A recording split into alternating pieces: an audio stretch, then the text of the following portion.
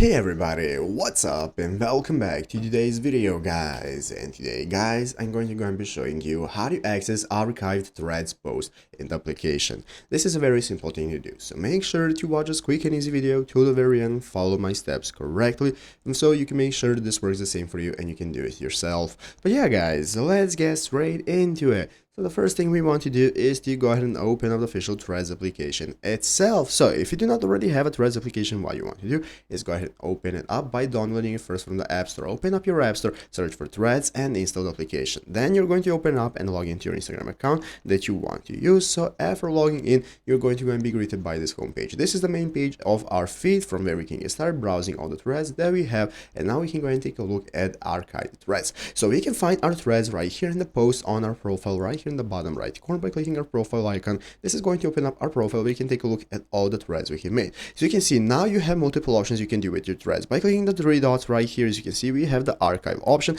that's going to enable you to archive your thread. So if you let's go ahead and take a look at archiving this thread. As you can see, now it has been archived. So to be able to find our archived threads, it's very easy. We're going to click the two lines right here in the upper right corner. This is going to open up the settings menu. And as you can see in the settings menu, now we have multiple options we can access. And one of them is going to go and be called archive. So here is our archive. And now you can open it up. And here you can find all the posts you made. So if you want to return it to your page or do whatever you want, you can just click the three dots. And now you can go ahead and unarchive it and bring back your page. And it's easy as that. And that's how you can do it yourself. So I hope this video was helpful. If it was, make sure to leave a like, subscribe to the channel. So I guess thanks for watching today's one. I hope we'll see you in the next one, and bye.